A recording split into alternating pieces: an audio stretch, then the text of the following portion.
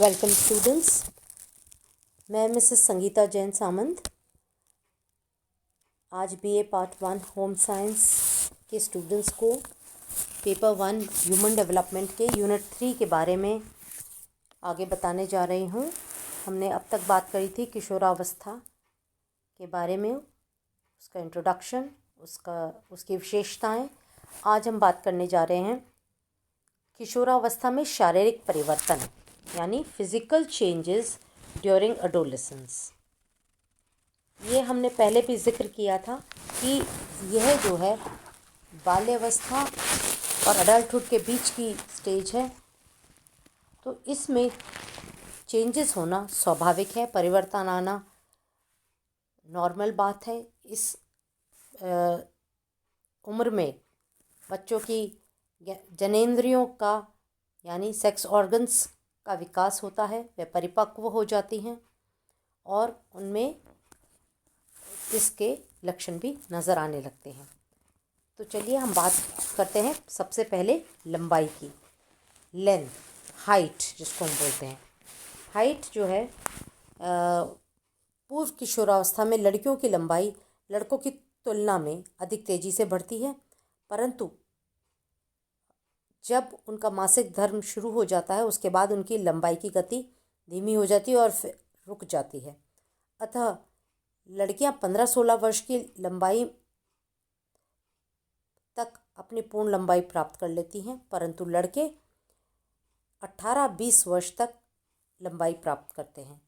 और ये भी व्यक्ति टू व्यक्ति, बालक के अनुसार उनका ग्रोथ पीरियड है उस पर निर्भर करता है। नेक्स्ट आता है भार। पहले लंबाई में वृद्धि होगी, फिर वेट गेन होगा या भार में वृद्धि होगी। किशोरावस्था में भार में वृद्धि होना स्वाभाविक है क्योंकि मांसपेशियां और हड्डियां दोनों का तीव्र विकास होता है। इस उम्र में लड़कियों का भार जो है पूर्व किशोरावस्था में लड़कों के मुकाबले थोड़ा सा अधिक होता है क्योंकि वह लंबाई पहले ले लेती हैं। उसके बाद लड़कों का भार ज़्यादा हो जाता है 18-20 साल की उम्र में। छाती एवं धड़ का विकास, development of chest and the trunk. यह एक पोर्शन है जिसमें विकास भी तीव्र होता है। यहाँ की हड्डियों का विकास जो है एक नॉर्मल बात है। सबसे ज़्यादा जो है इस पोर्शन में सेक्सुअल ऑर्गन्स में जो विकास हो रहा है उसके कारण जो चेंजेस आते हैं वह भी छाती एवं धड़ के विकास से संबंधित है। नेक्स्ट है आपका हृदय एवं रक्त वाहिनियाँ, हार्ट एवं ब्लड वेसल्स। जैसे जैसे बच्चे परिपक्वता की ओर बढ़ते हैं उनके हृदय और जो ब्लड वेसल्स यानी जो उनकी आर्टरीज और वेन्स हैं इन सब में भी थोड़ा परिवर्तन होता है और ये परिपक्वता तक पूर्ण विकास इनका हो जाता है। वह संधि जो है उस अवस्था में, किशोरावस्था में थोड़ा सा ब्लड प्रेशर इन बच्चों का थोड़ा सा अधिक हो जाता है, परंतु बाद में वह नॉर्मल बीपी की तरह रहता है। नेक्स्ट है नर्वस सिस्टम यानी नाड़ी संस्थान का डेवलपमेंट। 15-16 वर्ष के किशोरों का सिर लगभग वयस्क की तरह हो जाता है और इस समय जो है उनके संपूर्ण शरीर भार की अपेक्षा मस्तिष्क का भार 1/8 होता है, जो 10 वर्ष की अवस्था तक 1/18 और 15 वर्ष की अवस्था तक 1/30 रह जाता है। किशोरावस्था के अंत तक जो सिर का भार है वह 1/40 होता है। अतः उत्तर बाल्यावस्था से किशोरावस्था तक मस्तिष्क के भार में केवल 5% ही वृद्धि होती है। वयस्क व्यक्ति का मस्तिष्क का भार 1260 यानी 1260 ग्राम से लेकर 1400 ग्राम तक हो जाता है। अब पाचन अंगों के विकास की बात करें तो डाइजेस्टिव सिस्टम, जो हमारा धड़ का एरिया है उसमें जो सारे इंटरनल ऑर्गन्स हैं जिसमें डाइजेस्टिव ऑर्गन्स भी आते हैं, पाचन अंग भी आते हैं, इन सब का पूर्ण विकास हो जाता है जो इनकी दीवारें हैं, जो इनकी सारी मेम्ब्रेन्स हैं, उनका पूर्ण विकास देखने में आता है। तो ये आप कहते हैं कि पूर्ण परिपक्वता की अवस्था तक पहुंच चुके हैं। इनकी फाइनल शेप ले लेते हैं। फेफड़ों का विकास, डेवलपमेंट ऑफ द लंग्स। किशोरावस्था में फेफड़ों के आकार व भार दोनों में ही थोड़ी वृद्धि होती है। फेफड़ों के आकार में वृद्धि होने से किशोर के श्वसन क्रिया की क्षमता में भी वृद्धि हो जाती है, कैपेसिटी ऑफ द लंग बढ़ जाती है। और उसकी जो ब्रीदिंग पैटर्न है, ऑक्सीजन इनटेक वगैरह सब जो है एक अडल्ट की तरह बन जाता है।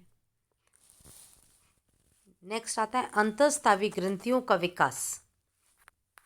अंतःस्रावी मतलब एंडोक्राइन ग्लैंड्स। इन ग्रंथियों का पूर्ण विकास हो जाता है, सही हार्मोन्स बनने लगते हैं और उन हार्मोन्स के कारण लड़कियों में स्त्रीत्व और लड़कों में पुरुषत्व के गुण दिखाई देते हैं। फिर है यौन अंगों का विकास, development of the sex organs. वय संधि के वक्त जो है, वय संधि से बल्कि पहले थोड़ा सा ये बच्चों में कुछ चेंजेस नज़र आने लगते हैं। उनके यौन अंगों का विकास हो जाता है। लड़कियों में पीरियड्स यानी मासिक धर्म का स्टार्टिंग हो जाती है और लड़कों में नॉक्टर्नल इमिशन की शुरुआत हो जाती है, जिसको हम वीर्यस्खलन कहते हैं। उनकी आवाज़ में बदलाव आ जाता है। उनके लड़कों के दाढ़ी मूछ निकल आने लगती है। जननांगों पे तथा बगल में बाल आने लगते हैं। लड़कियों में स्तन का विकास हो जाता है। उनकी आवाज़ थोड़ी और कोमल हो जाती है।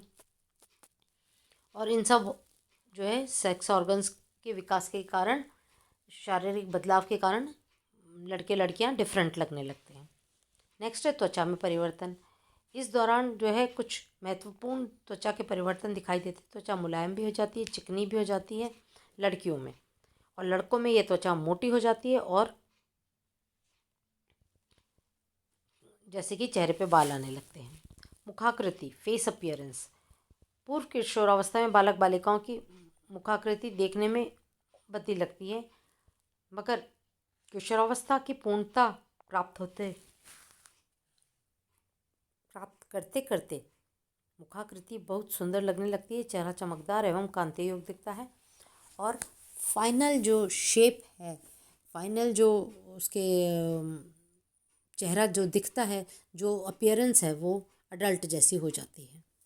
तो ये है कुछ शारीरिक परिवर्तन।